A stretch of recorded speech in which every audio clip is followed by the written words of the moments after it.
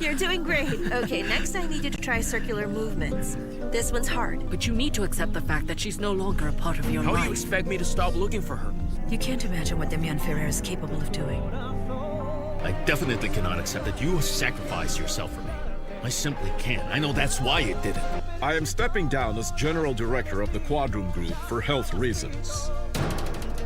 You were having an affair with Rafaela. This is how you repay me for what I've done? I am Mariella's father. Lying heart.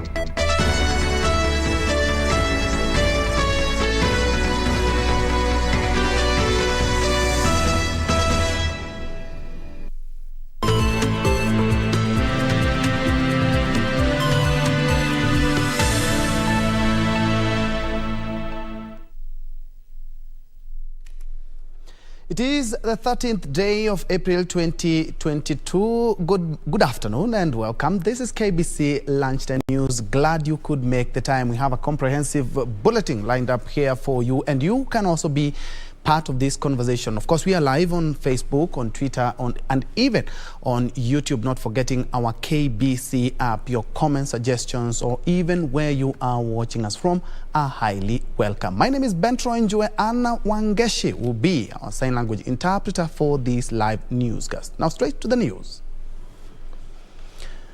Over 30 people have been arrested and 12 illegal pharmacies closed down in the counties of Mandera, Wajir, and Garissa. The Pharmacy and Poisons Board says the crackdown is aimed at protecting legal businesses and the lives of Kenyans. The Pharmacy and Poisons Board says it will sustain the war on the trade in illegal medicine and ensure only authorized entities and individuals engage in pharmaceuticals. Normal shops were selling unregistered products, painkillers, mainly from neighboring Somalia. And we warned them that this is a product that's supposed to be regulated, that's supposed to be sold by authorized personnel. 12 pharmacies have been shut down and 30 people arrested for operating illegally. We will sustain the pressure until we minimize to a zero level the quackism and people who are selling pharmaceutical products and medical devices that are not registered. We have a lot of absentee superintendents, and we're telling people who are registering premises and running away that we will register you, we will put you on disciplinary. People who are shifting from one shop to another every year, this is a warning for you.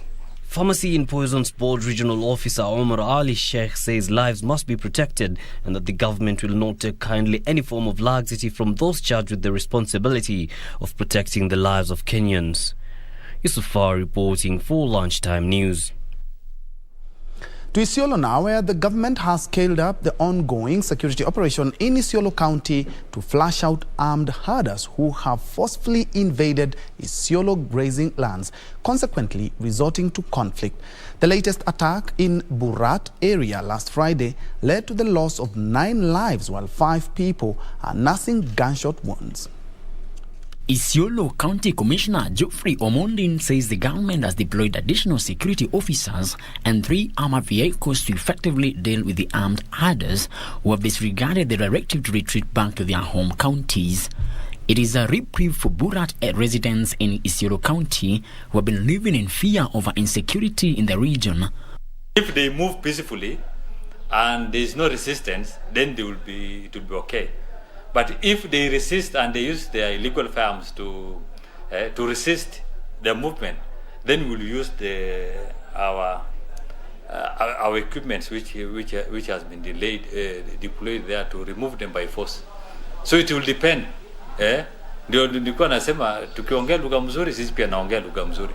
Wakiongea lugha mbaya sisi pia tutaongea lugha mbaya.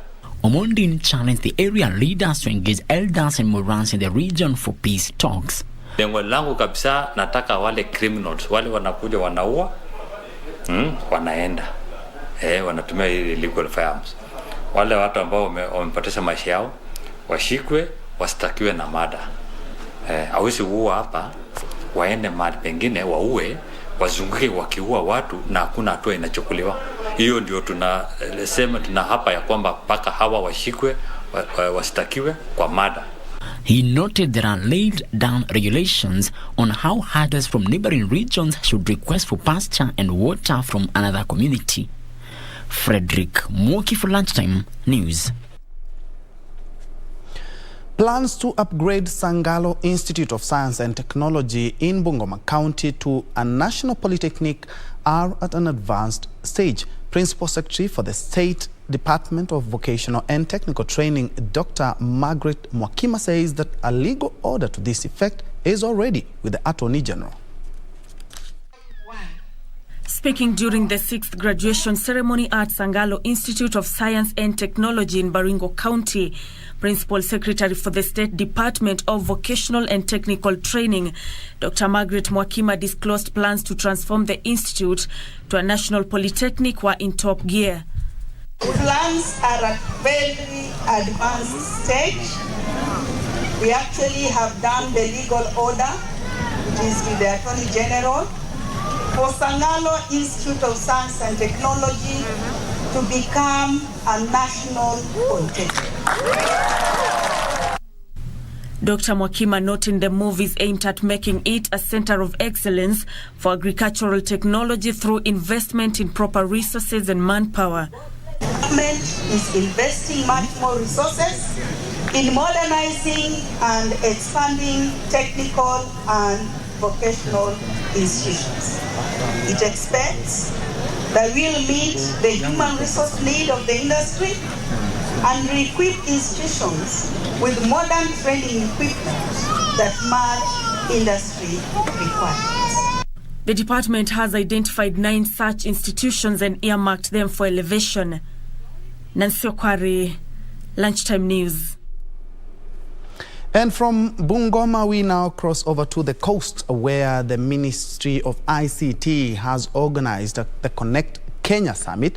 It has been there for the last 2 days, and our very own business editor, O'Brien Kimani, has been keeping a keen eye on the happenings there. And as you can see on your screen, he is ready to give us an update. O'Brien, over to you now.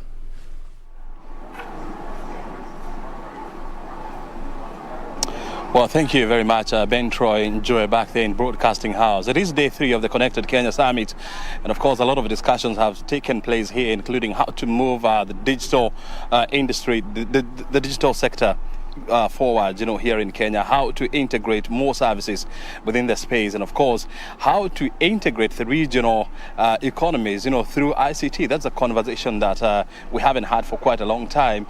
The conversation that we have been having is how to integrate countries, through roads, infrastructure, ports, airports, and so much.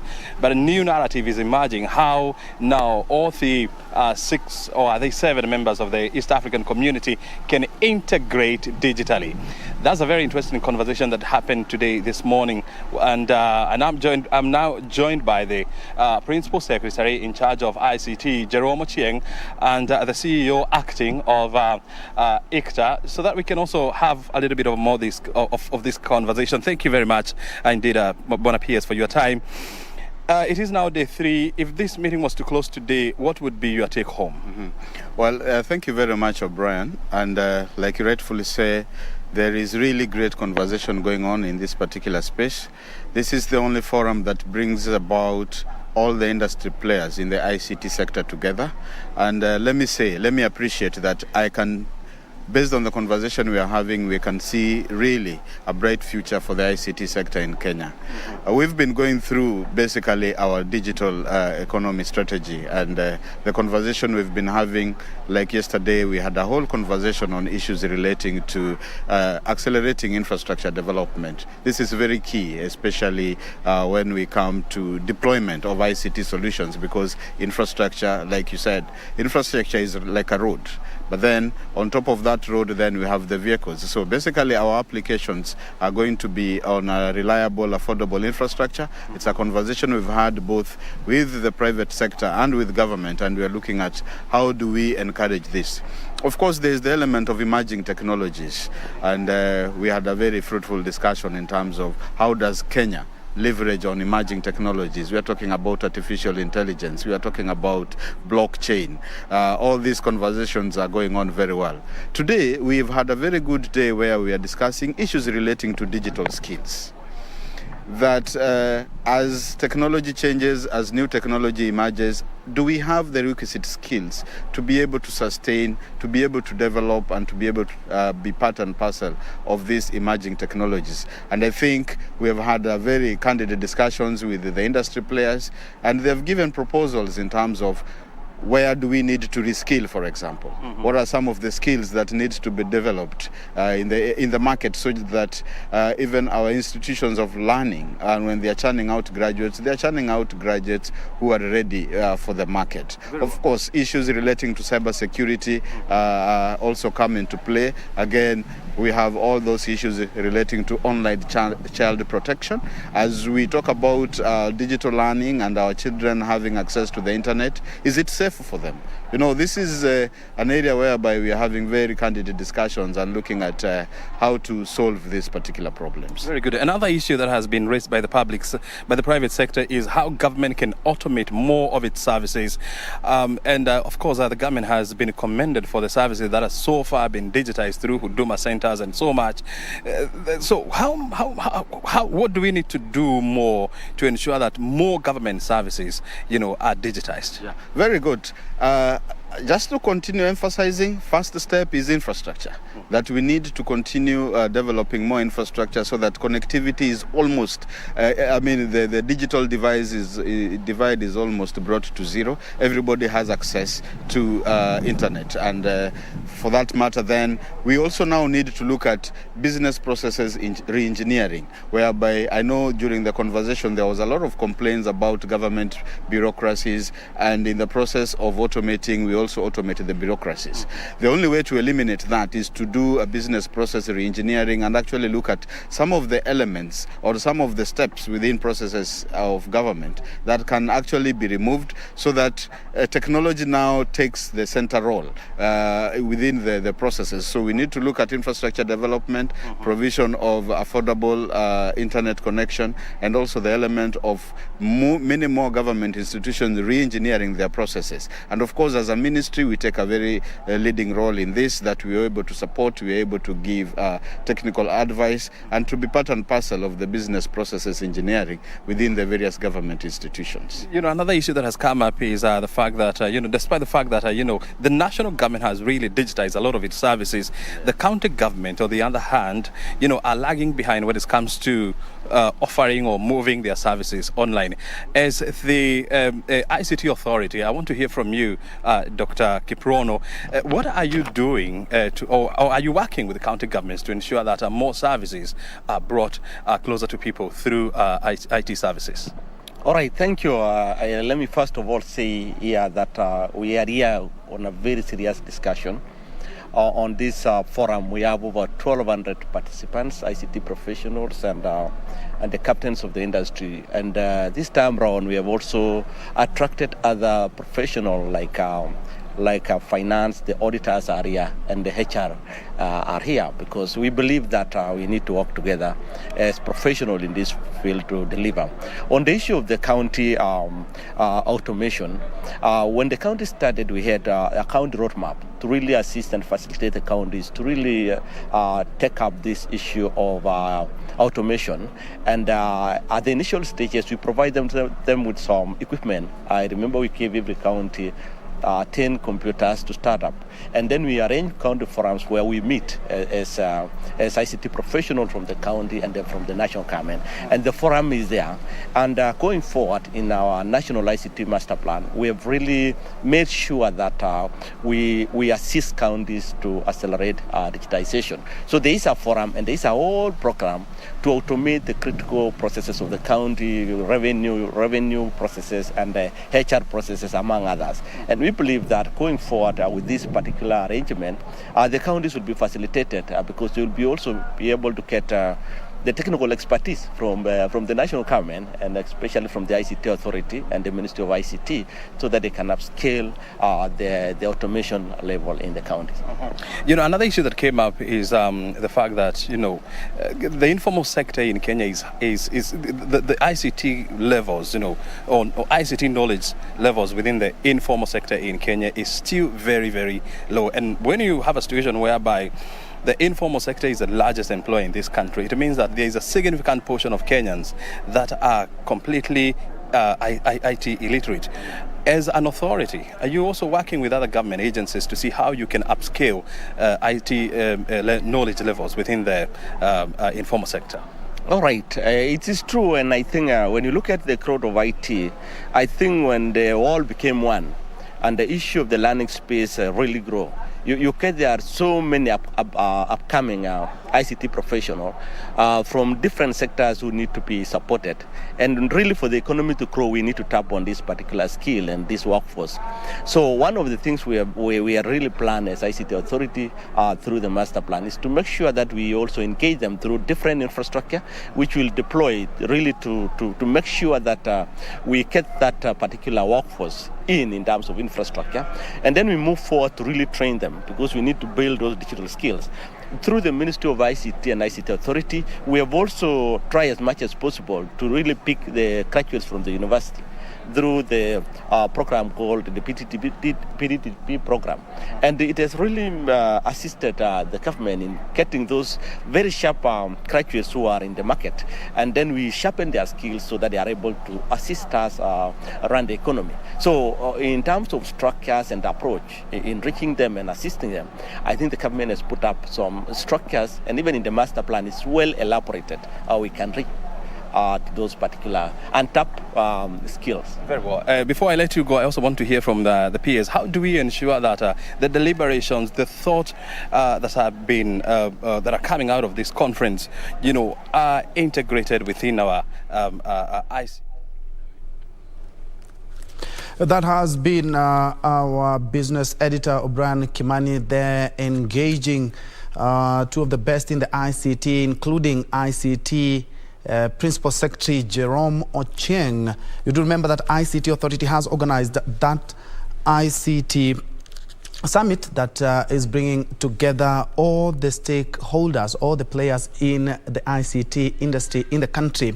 And some of the things I've been able to pick up is that they are leveraging to see and encourage emerging technology, how to leverage on new technology, including things like robotics and artificial intelligence. And we also have issue of skills, where the question is, do we have the skills to sustain the tempo and the energy and the technology? And they've talked about their proposals where there's need to reskill and to make the country competitive when it comes to the region and beyond. Thank you so much, O'Brien. And of course, from there we will be also headed to Lang'ata, where the head of state is expected to officially commission the Ulinzi Sports Complex in Lang'ata, right here in the capital, Nairobi.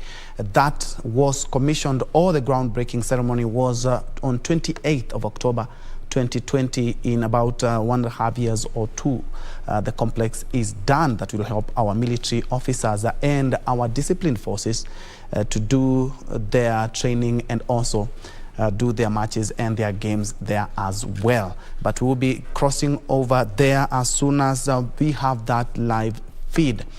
But in other news, still in at the coast, or rather, a section of residents of Malindi town have filed a petition at the Environment and Land Court seeking orders to stop the county government from burning toxic substances at the Manyungu dump site in the posh Kaswarina area. Naomi Angera, a representative of Malindi Residents Development Group, claims smoke emanating from the dump site was a health hazard to those residing in the locality. The petition was filed by Progress Welfare Association of Malindi and Malindi Residents Development Group, seeking to the county government and National Environmental Management Authority to stop burning of waste in Mayungu, which has become a health hazard. Conrad Atiang, the lawyer representing the group, said locals are entitled to clean and safe environment. It is petition number 6 of 2022. And it is specifically challenging the violation of the residents' rights under Articles 42, 43 and 46 of the Constitution, which is specific to sustainable health, the right to clean and safe environment. Atiang further noted that the dam site at Mayungu was a tragedy. It is a very reckless and careless way of dumping waste, and the fumes that emanate from the dam site affects the residents mostly of Mayungu and Kasurina, which is a big majority of the population of Malindi residents. It affects hundreds and hundreds of people. Kindly let us note that the toxic fumes from the dam site, because of the winds, can travel as far as even 20 kilometers. So that is affecting almost the whole town. Justice Odeni granted the respondents 21 days to file the response and set the matter for mention in June. Jacqueline Masharia for Lunchtime News. And in other news, aspirants who are vying for political seats as independent candidates across the country have faulted the Independent Electoral and Boundaries Commission for asking them to produce photocopies of identity cards and signatures of those supporting their bids. Led by Cindy Otieno, who is contesting for the Westlands parliamentary seat, the group claimed the move is a scheme to force every Kenyan to join a political party, yet the constitution allows for independent candidates. Tunashangazwa kwa nini wanahitaji sisi kama wagombeaji huru kupeana hizo IDs, ilhali unaona vyama wanapopeleka majina ya wanachama wao, hiyo IBC yabaulizi hizo vyama ilizowapatie photocopy za ID za hao watu. Sheria inasema ya kwamba kuna privacy ya data ya mtu. Kwa hivyo wakati IBC inatueleza tuende tuchukue signatures kwa wananchi, alafu tuchukue pia photocopy za ID zao, hiyo ni njama ya IBC inakula na vyama ndio waweze kukwaza wagombeaji huru wasisimame. Ndio maana sisi tukiwa hapa leo kama wagombeaji huru tunasema ya kwamba hatutakubali tume huru ya IBC iweze kutumiwa na vyama kuwakandamiza wale wagombeaji huru. In the coming election, I can state with utmost confidence, independent candidates will receive more votes for the seat of MCA than any other coalition formation. People power, higher power. People power, higher power. I can say that for the seats of MP and governor, if independents are not the first or the second largest block of MPs in the next parliament, I'll be extremely surprised. And we are going to have a very large number of independent governors as well. Well, so some more news is that tension is high in Choina settlement scheme in Trans Nzoia County after a number of squatters forcefully returned to their land after being evicted. The squatters are accusing security officers in the area of barring them to resume their normal lives after obtaining a court order against the eviction. The squatters allegedly now want Trans Nzoia County Commissioner Sam Ojwang, who is the county security chairman, arrested for defying a court order allowing them to resettle back in their land. Watu wa idara mbalimbali katika hii serikali ya Kitale hii Trans Nzoia ambayo inanyakua mashamba na inakotesha watu kutoka inji kama ukanda kama kufanyia hapo biashara, na wananchi wenyewe wenye wako kwa ground wanatimua, wanajificha tu kwa mistuni kama wanajifanya kama wanafanya hao kama squatters. Speaking after filing the petition, the group accused the county commissioner of unfair administrative on the manner they were evicted. Ni nani, kwa sababu serikali imedeny kwamba wao hawajawahi kuhamisha mtu, ni nani sasa ana mobilize security apparatus na kufake security alert na hapo tuko na security apparatus za West Pokot hawana hiyo intelligence information. Tuko na Uganda ambayo wana manage security yao vizuri kabisa, na hapa ni mahali kwa usalama ya kutosha. Kwa nini wana fake security alerts na kusumbua watu wetu? Kwani wananchi ndio wezi? The squatters are now appealing to Land Cabinet Secretary Farida Karone to solve the matter and ensure they are fully compensated and resettled. Tungeomba Bwana Kibicho, Bwana Matiang'i na wale wote wanahusika na mambo ya security watusaidie kwa kutuondolea state and public officers wale wamenyakua mashamba hapa na wana defend wakitumia government machinery. Tumeenda mahakamani saa hii na nimetoka kule, nimefile application under certificate of agency. Nataka County Security Committee Chairman ambaye ni Bwana Samson Ojwang aje I explain nani ana mobilize security apparatus ya county against lawful citizens ambao are unarmed. However, Trans Nzoia County Commissioner Sam Ojwang said the resettlement process had been delayed due to verification of rightful beneficiaries of the land before the allocation process began. Jelis Aladi for Lunchtime News. And that report by Jelis takes us to our first breather. And before I do that, let me appreciate Oreko Boniface counting me in. And my director, Muhika, informs me that the president has already arrived at the Langata barracks, where he is expected to officially commission the Ulinzi Sports Complex. And as you can see on your screens, is that that is the president's entourage.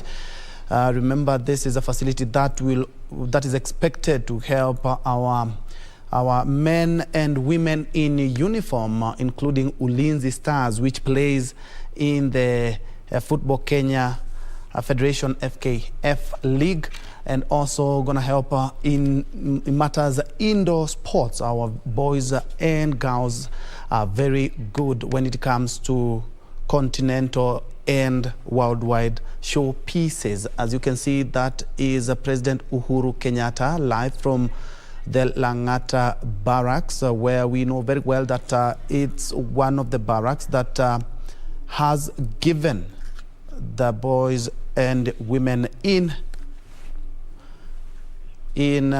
matters sports. And we have our very own Bernard Okumo, our sports reporter, on standby to tell us or to have a feel of what to expect in today's event.